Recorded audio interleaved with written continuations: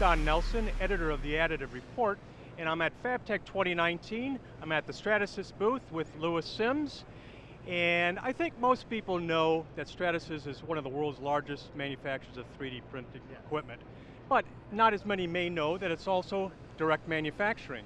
Can you tell us a little bit about that? Yeah, absolutely. So Stratasys acquired 3 organizations about 5 years ago and merged them in to form what is one of the largest additive manufacturing service providers in North America, with 8 locations across the US.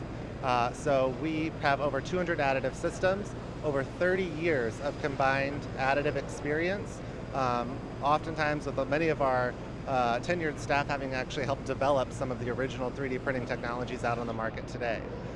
We serve over 40,000 customers a year, unique product developers, and we also do everything from your basic one-off prototyping all the way up to full-scale production. We support a lot of our additive equipment with conventional technologies like CNC machining and injection molding to support those later stages of the product lifecycle. Is most of the work that you do 3D printing though, or is it, how is it broken down? Yeah, absolutely. I would say 3D printing is probably the majority of the work that we do, and then followed by some traditional efforts like injection molding and urethane casting. All right. Now, as I mentioned, your parent company is Stratasys, manufacturer of 3D printing equipment. What kind of advantage does that bring to the manufacturing side of the business? Absolutely. I think what we did is we combined the best in the world. So you have people who bring 30 years of manufacturing experience and that heritage on the services side, and you're combining that with Stratasys, the inventor of 2 of some of the original 3D printing technologies out there, and the most widely adopted 3D printing technologies in the market today. Okay.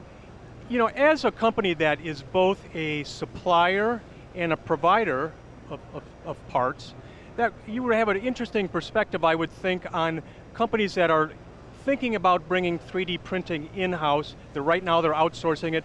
When is it time to bring 3D printing in-house? Yeah, absolutely. I think first off, that looks a little different for every organization. I think that you're going to have to start off with a make versus buy analysis, right? Just because you can make it yourself or you do want to bring it in-house, should you, could you, or would you? Typically what we see is people start out on the services end. It's the lowest barrier to entry. You can come in, you can upload a part file, have something printed, and it arrives at your door anywhere from 2 to 5 days later. As your utilization grows, it becomes a lot more realistic to bring that equipment in-house. You're going to be able to produce things more cost effectively and efficiently and faster that way. Even after people do that, we still see a little bit of a relationship on the services side. They may outsource a process that they don't have in-house or don't typically use, like the additive metals or laser sintering, which aren't quite as office friendly. Or they may even utilize this for overflow of equipment and materials that they do have in-house. So perhaps your printers are full, or you don't have quite enough justification to bring in one more additive machine, so you'll outsource until you have that ability to do so. Okay, all right. Last question. We're here at FABTECH, and we are surrounded by people that are involved in conventional manufacturing. Most of the people here, that's what they do. And you are in additive manufacturing.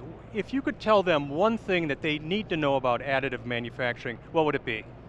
I think what I would tell people here, and what we often say, is that additive is a complement to traditional manufacturing technologies. I think a lot of people, when they're starting to learn a little bit about additive technology, you think of it replacing conventional technologies, and that's just simply not the case. These 2 types of manufacturing work together quite nicely. Often what we see is even if you're building an additive part, depending on requirements, you might even need to bring in conventional technologies to help finish it.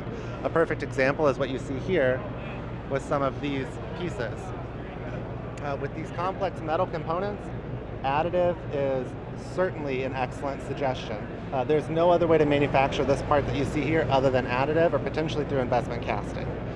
This piece right here could be machined, but would be an incredibly difficult setup.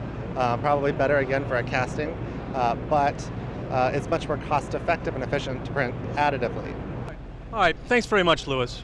Thank you.